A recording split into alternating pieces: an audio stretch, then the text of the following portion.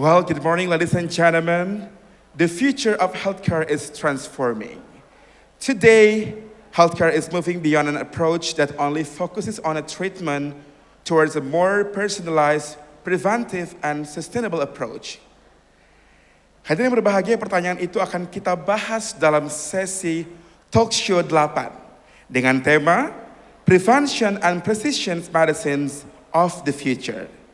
Sesi pada hari ini, pada talkshow kali ini akan dipandu oleh our moderators, Erika Sedana. Kepada moderator kami persilakan untuk naik ke panggung. Ladies and gentlemen, give an applause for Erika Sedana yang akan menjadi moderator kita pada pagi hari ini. And right before she will take up the space and also guide our discussion today, allow me to mention the CV from moderators. She is Erika Sedana, MTR par MSc. She is a long-time MC, moderators and interpreter for international conference, former TV presenters at TVRI, Asia Pacific award-winning logistic and supply chain professionals, Director of Morit Logistic Indonesia, Director of Partnership of PIB College, Wellness, Beauty, and Education Enthusiast. Well, ladies and gentlemen, once again, give an applause for Erika Sedana. Terima kasih, thank you so much. Bapak Ibu masih pagi, harusnya tepuk tangan semangat ya. Boleh tepuk tangan buat kita semua hari ini. Thank you so much. So, kita mau tes dulu di mana energi levelnya ya. Jangan lupa bilang cakep. Jalan-jalan ke kota Paris. Nah, cakepnya harus lebih kenceng ya, cakep gitu ya. Makan croissant rasa stroberi. Luar biasa Bapak Ibu semua hari ini. Seperti matahari terbit di pagi hari. Nah gitu ya.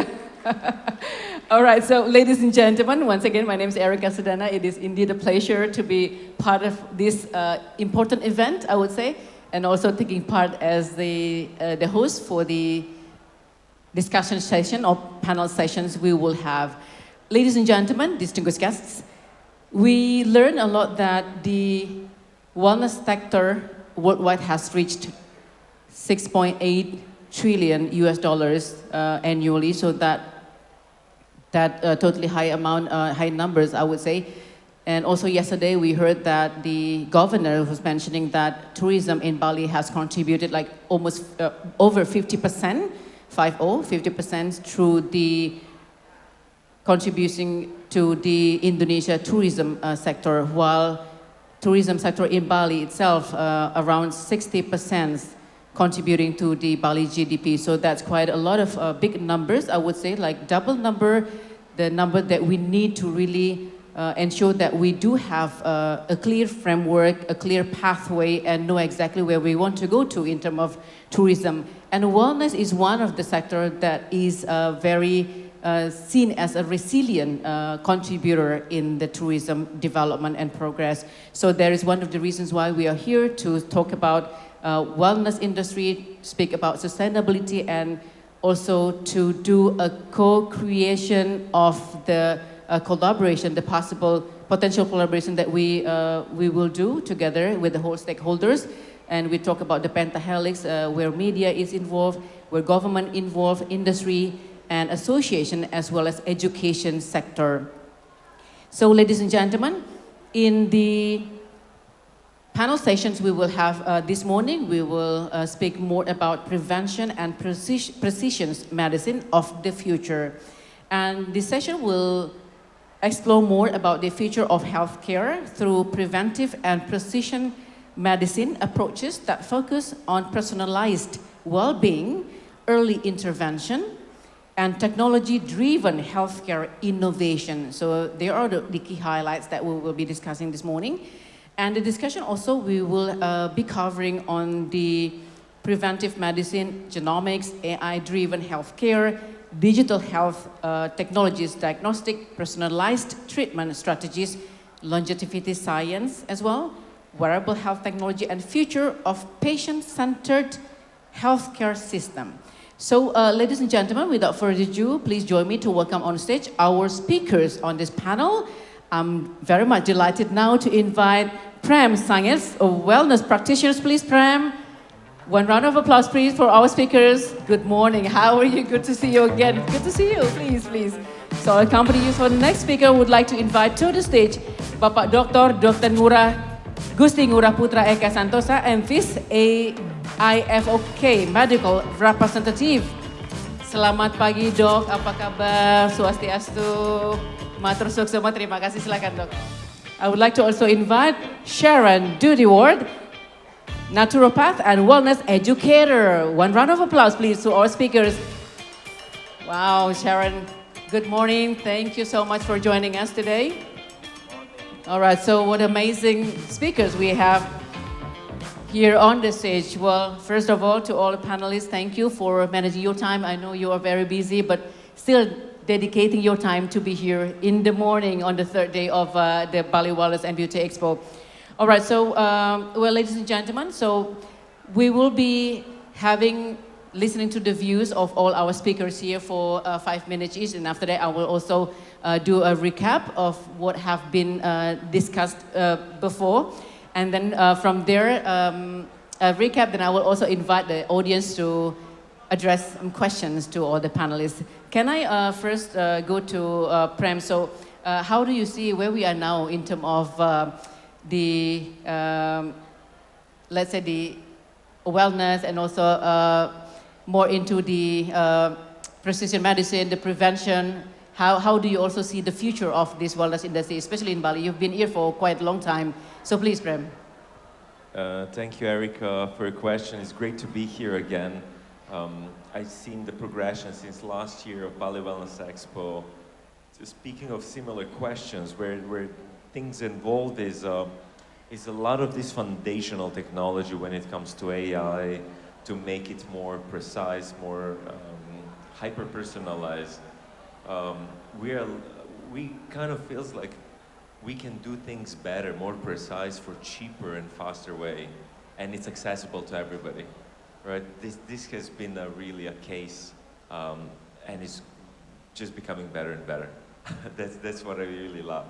And what I've seen recently in Bali in particular, what's happening is those two are merging together, where you have a Balinese traditional wellness and this prevention medicine, you know, using hospital, using diagnostics, and really connecting these two worlds. So that's where my passion is as a scientist, is to bridge those. So for example, in Denpasar, Dr. Patra at Dharma Hospital with Health Hub, what they're doing is amazing as well, where they're using exactly those biomarkers from the blood, and then they're mixing them with things like hyperbaric chamber and things that are really biohacking, really longevity. And they're offering that at the lowest cost possible. So the locals, Balinese and Indonesians, can go through these treatments that would usually be, I remember in London, they would be so expensive. One session would be $1,000 at least, right? And now you get to experience all of that good medicine, that's precision, that's recommended for you through the technology. And it just improves a lot of biomarkers at the end. So that's where I think we are going in the future, is where I see it's more cheaper to access something that was very expensive before. It was more accessible to more people. So having a healthier nation, understanding precision in a way that what we need to eat. And this would be the first thing for me, is like, what do we eat? How can we improve the foundational structure of the nutrition, of the hydration, and then remove a lot of sugars that has been, you know, given to us by our society, and just kind of live everything else that's happening in Bali with the culture is beautiful. It's just those few things that we can personalize for us. You know, sugar might not affect me as bad as you, but we have to measure in order to see. So what I love about this approach is, back in 10 years ago, we started using this concept of digital twin, where we would, you know, get all your biomarkers, all your blood tests, all your DNA methylation tests, genomics.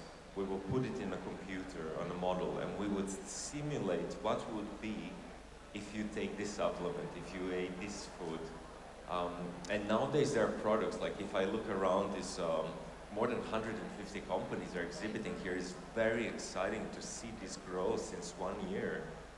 You know, I've seen just, you know, Hiraka has a booth about Saparex, where, you know, you don't have to guess anymore what supplements you need to take. You just take exactly what you need, when you need it, and how much you need it. And then it's that simple. It's no more guessing, and everything is accessible. So I think we're just going to live healthier and longer from now on, as we already have everything. Right. Okay. Well, thank you, Prem. So you're saying like technology we have now that will really support the wellness industry. Of course, they will help to do more personalized approach here and more accurate. Of course, that you mentioned. Now it's more accessible, which means like more efficient now to do that approach, which is in the past it was very expensive. When you go overseas to do that, it's totally definitely will cost you a lot of money. But here with the now the development happening here in Bali is also that will be an affordable process to really by the community over here. So let's now move on to Dr. Eka. So Dr. Eka, from the medical perspective, how do you see where we are now exactly? Yeah, I think I agree with Pram concept, because I'm a practitioner in medical wellness. I'm Balinese people too, so I think this is very good we collaborate to make people healthy. Yeah, so I have one research about meditation.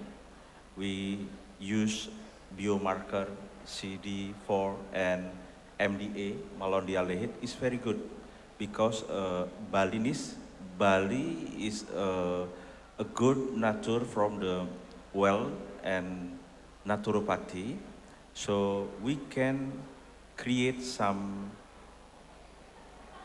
method to use complementary therapy, and my government is very good support with Gotra Pengusada, and we in the academician to improve more research and publication. So this is where we can sustain to introduce integrative medicine in the world. I think that. Thank you.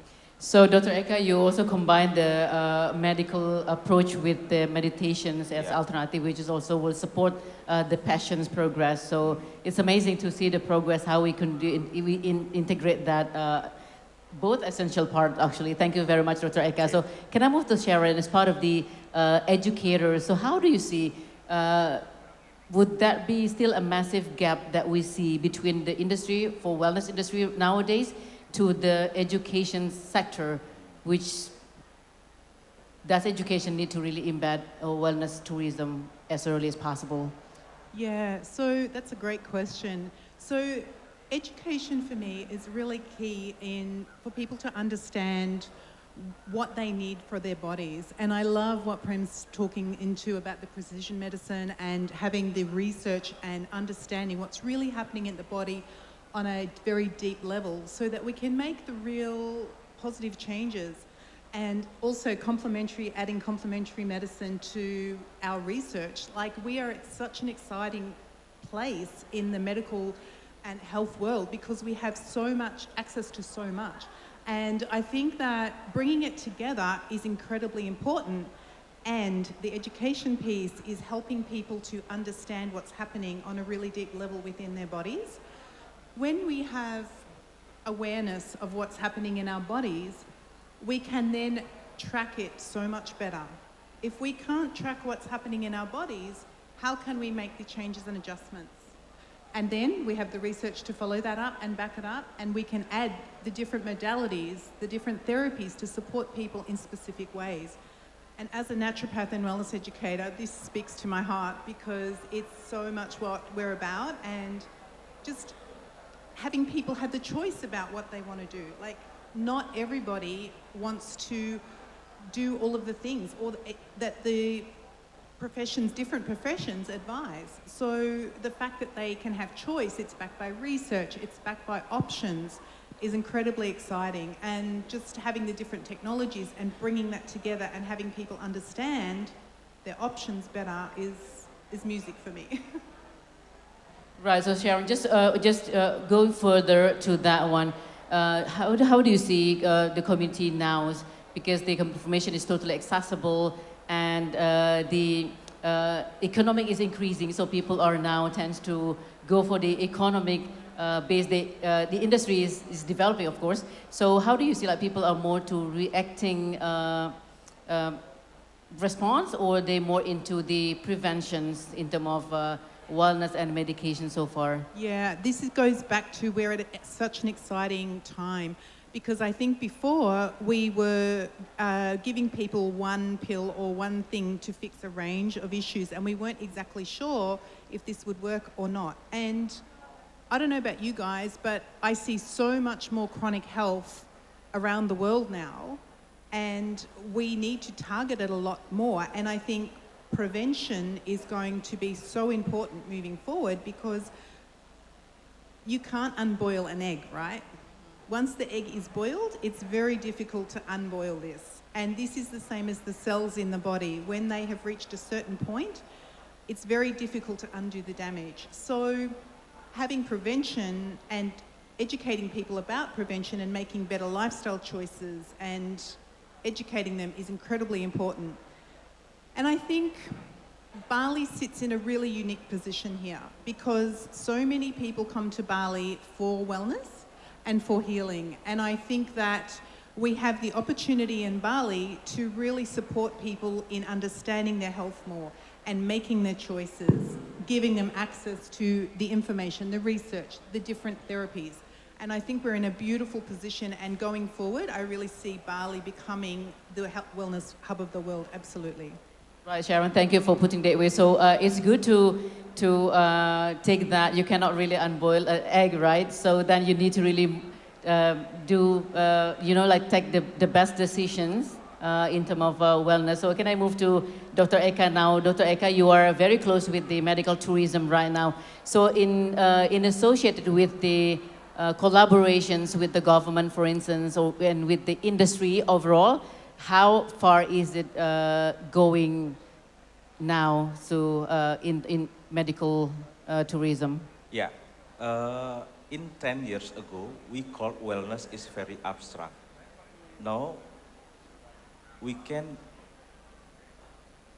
more shaping definition from curative to prevention. So the most people after COVID-19, we have a shifting paradigm from curative to prevention. So I think this time, people need energy-based therapy like prana, yeah. We need natural-based therapy like barefoot, like biothermal therapy like in Toyode fascia, yeah. We like to learn about natural-based therapy, herbal, intuitive massage in Bali. We could like manual therapy, like a dancing therapy. So I think the global awareness have a good thing about from wellness to wellness. So we have to wellness, we have to achieve all about one person, not to partition, not to be the core, not to be born, yeah, like the conventional thinking. But now we use perfect perspective is the human is a holistic aspect. So now we this is time to grow very well, because I saw the industry very fast now. So I think the collaboration is the key, how we grow too fast. Right, thank you so much, Dr. Eka. So in the past, like 10 years ago, it was still an abstract. Yeah. Now people still now have started to get awareness of how important wellness is. From the awareness to wellness industry, we need to also develop together. Collaboration is very essential. Yeah. Co-creation is very vital. So thank you so much for sharing that. I move on to Prem. So Prem, you've been here part of the expat here in Bali, but you embed a lot the value for Bali. You also contribute a lot for a local community. I would say, how do you see if you have the, I would say like magic wand, then how would you do wellness industry? How would you see Bali do wellness industry differently to go into faster development for wellness industry? Well, that's a great question, Erica. So what I would see is changing the notion of the healthcare in general. You know, last year we were talking about treating the disease, then we went into prevention, but I feel what's the topic of this year is thriving, how we can bridge that thing from surviving into thriving and what that includes in the whole ecosystem. It's about, I believe, an ecosystem, something that Bali has for centuries. That's the beauty of the nature, beauty of the culture and tradition and spirituality that mixes everything in one place. Because, you know, what one does when it's healthy, you know, if I'm healthy, I get to really live the life to the fullest, right? To live in joy and happiness. And that's kind of what Bali really provides very well. And you know, I recently came from Thailand, and I saw how Thailand has been leading in the medical tourism. But it's really kind of, apart from seeing Buddhas everywhere on the street, it's really kind of sterile. It doesn't have that soul like Bali has. And I think with the you know, age of AI, age of people using a lot of automation, the currency will be that authenticity, that authentic feeling and beautiful smiles of local Balinese people that also welcome you. It's all on campuses, this interwoven modalities of everything we bring, which now allows us to use technology, yeah, to create precision exactly what jamu you need to use, right, and when. To that extent that I believe it's inevitable for Bali to be the leader in wellness tourism and medical wellness tourism, if I may add, right? So thank you for doing what you do, because culturally we're trying to bridge the East and West together and to kind of collaborate for Bali to be that. It's required. True. Well, thank you so much, Prem. So I definitely agree with you that creating awareness is very essential, and we normally like take Bali into the comparison with Singapore, into the comparison with Thailand, for instance, which is somehow, even though that's not apple to apple, but it's all right because we are doing like benchmarking, right? So we want to benchmark our islands with the country, which is a very optimistic and then I would say in a very good way. So we have sort of like homework over here to really increase the awareness of the prevention, of the importance of wellness sector. So can I go back to the education part to you, Sharon? How do you see our educations here in Bali, if you have seen, in your views, need to really improve or embed into the part of like daily learning process or a practical process or embedding into the curriculum? So how would you see on your views? From a holistic perspective, if we could get wellness programs into the Balinese schools, that would be incredible. I do a lot of work in my local area, just general conversations with people, and a lot of education comes just with the daily conversations. But if we could get that into the schools and educating children, that would be absolutely incredible. From a tourism perspective, there could be so many things that we can do. We can do, like, there's a lot of retreats in Bali. So one of the things that I'm very interested in is speaking at retreats, because there's a whole bunch of education that we can give to people at that level as well. And I think a big part of the education is just being really open and honest about what's happening in our bodies ourselves. Sometimes people are very shy about discussing their health because it's private, and sometimes there's a stigma around not having the best health. So I think we need to take the shame away from if we're not having the best health, and we need to just be really open and honest and reduce the judgment around that so we can have real conversations. And just understanding what's happening and going to seek help when we need it as well. I think just at the moment, definitely could be more education in schools, definitely more education in all of the things we do. We could even run, there's so many things in my head that we could do that would be amazing. And the awareness is so key, because once we get to the chronic health stage, it's very difficult to undo that. If we can do small preventative measures along the way, of course we will live longer, better, healthier, happier, of course. So tracking, understanding what's happening, our blood work, our cells, our health, everything along the way is so important.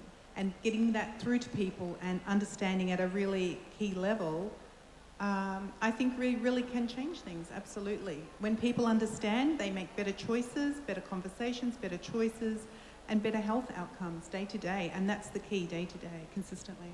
Right, so educating as early as possible, that's a key driver of the wellness awareness and also wellness industry development. So I will go back to Dr. Eka and also to Prem before I invite audience to address question later on. So Dr. Eka and also Prem, so we see that the sport business in Bali especially, and also retreat business and yoga are all developing very fast for the last, like I would say, like 5 years, right? So does it mean also that the level of awareness of the wellness in our community and level of the health of our community are also increasing? So how would you see on your perspective, please? First, thank you. Well, you know, movement and sport I consider to be one of the main pillars of health. You know, if you don't move, a lot of things will deteriorate. It's like what you don't use, you lose. So we got to move, we got to shake. But interestingly, with the yoga brings us that next level of wellness, because it's also connected to the mind and body and spirit. And I think Bali has been a place for yoga. At least the West knows about it like that. And it's fantastic when you have this foundation, people are more likely to step into something more healing.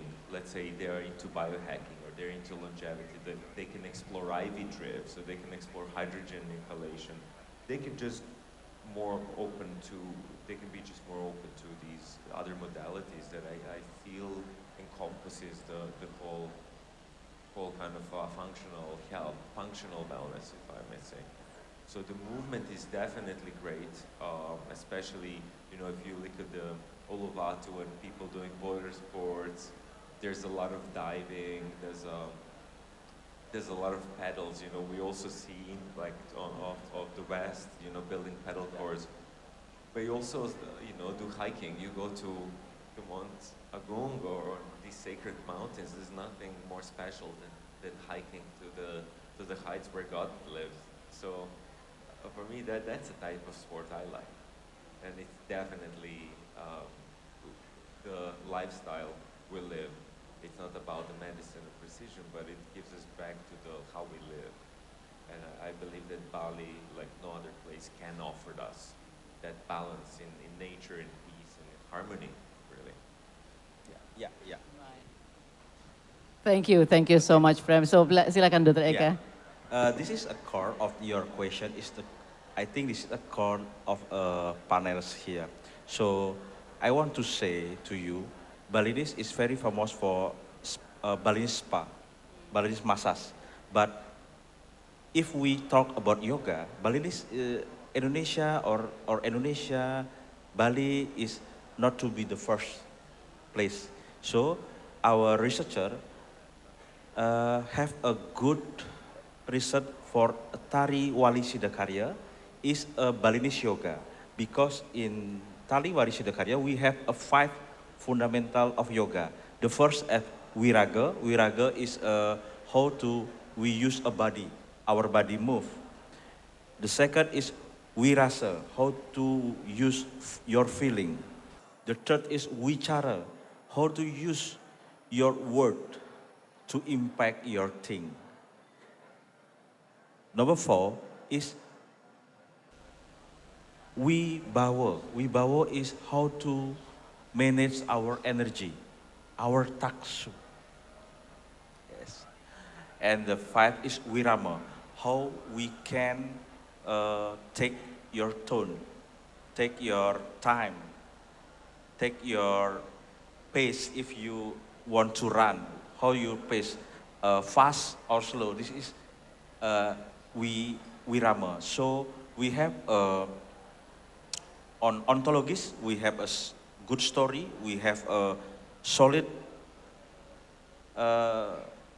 book with Lontar, we have a good research to epistemology, and we have a change to axiology to bring the traditional and secret dancing, Tari Wali Sidakarya, to modern medical wellness. Yeah, and in our research, Tali Wali Sidakarya is increase your CD 3, 4. What mean? This is when you dancing Tari Wali Sidakarya to daily 2 week, you must be increase your stem cell. So this is a good research because in Balinese people who dancing every day, he got a rejuvenation. So we have a Miss Sorry to dancing, the woman who dancing Legong is a 104 years. You mean the Legong dancer is 104 years old? Yeah. So we can present with all people here is dancing. Balinese dancing is Balinese yoga.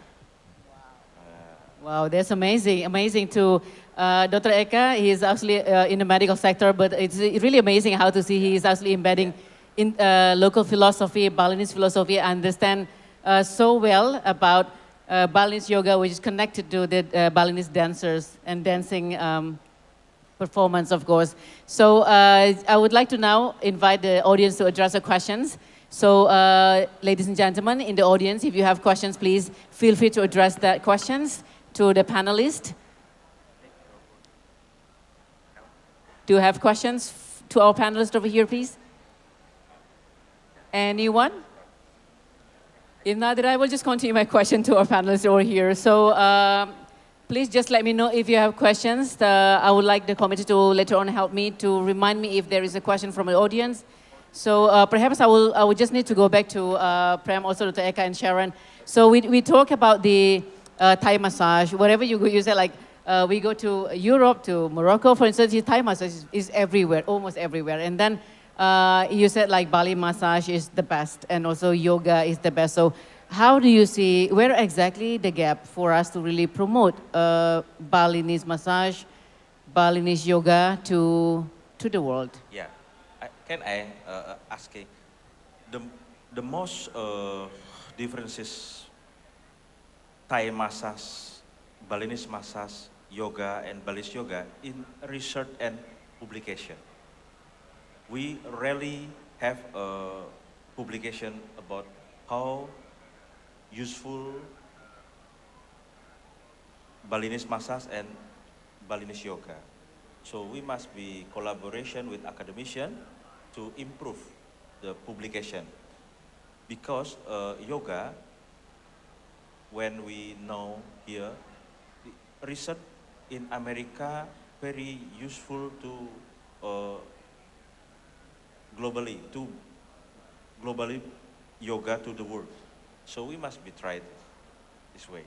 Right, so need to do stronger collaborations over here. So Prem, how is that exactly your views? What is actually the gap here? Do we need to really embed more technology exactly to really promote, or Bali has the best yoga and Bali has the best massage, for instance? How do you see it from your perspective?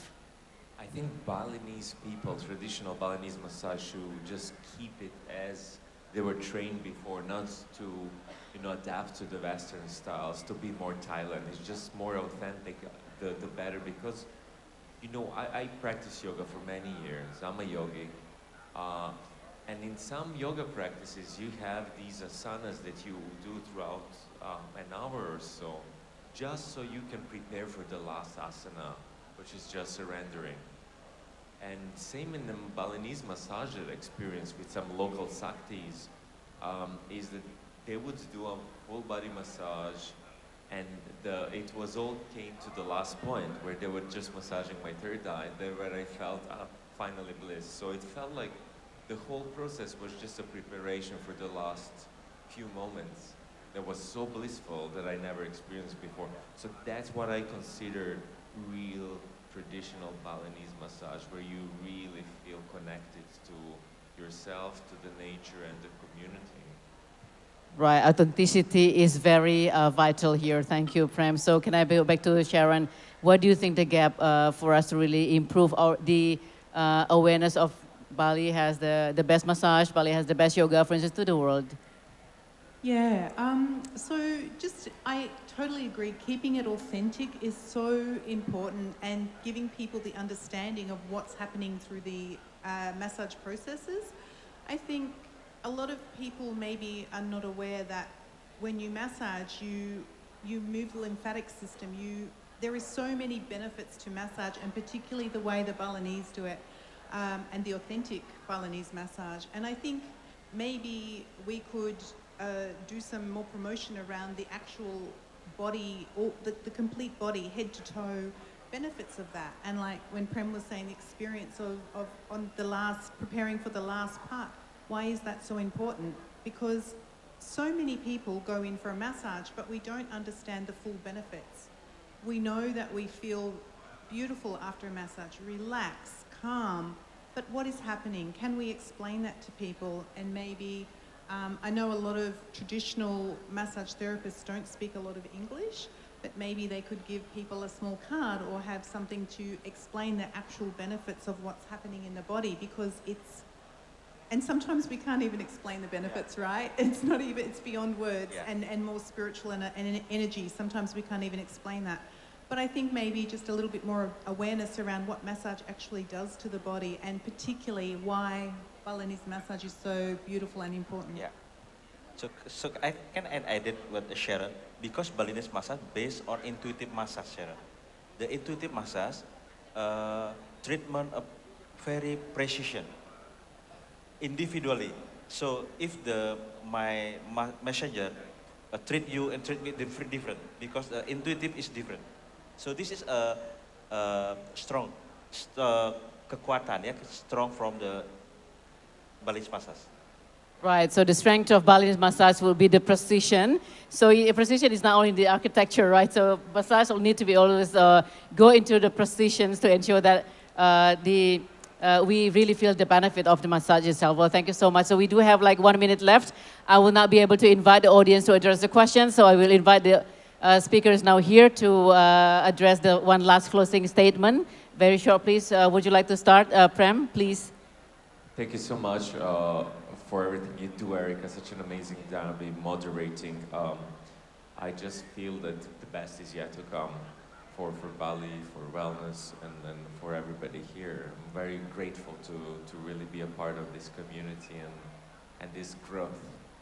Thank you so much, Prem. We're also very glad having you here, of course, since last year. Thank you so much, Pak Dr. Eka. Silakan. Thank you for Panitia, and this is very good vibe for me, because I think and I believe wellness become more stronger to future. Thank you. Very optimistic that wellness become a stronger industry in the very near future, I would say. Thank you so much, Dr. Eka. Please, Sharon, would you mind to share your last closing statement? Thank you again so much for having us here.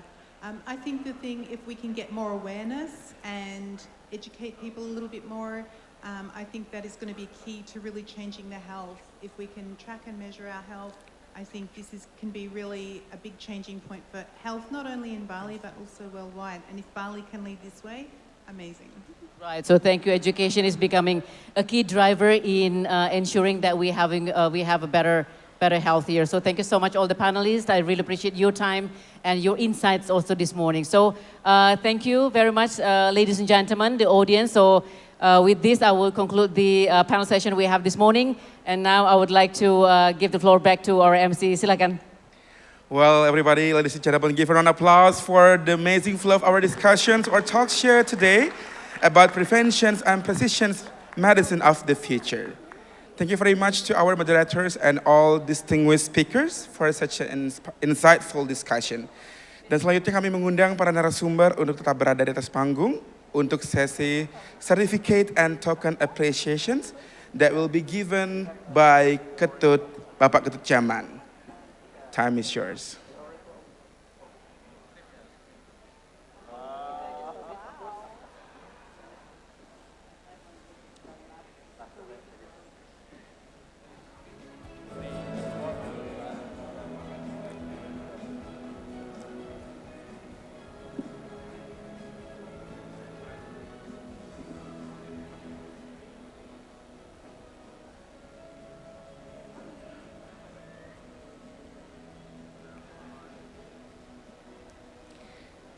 Dan hadirin berbahagia, setelah sesi talkshow ke-8 ini kita akan langsung lanjut pada talkshow seri ke-9 yang juga akan dipandu oleh moderator yang sama yaitu Ibu Erika Sedana.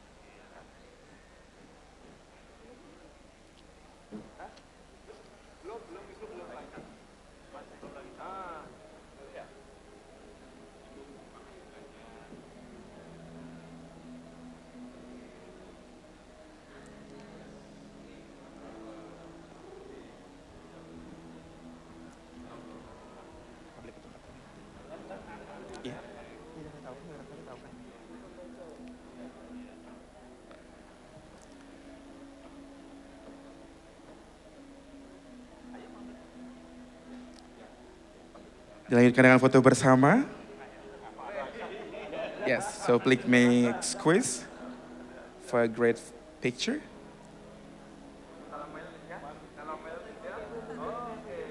Tentunya dengan pose salam wellness as a signature pose of this event.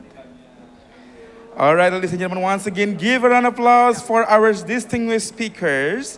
And with full respect, please return back to your seat.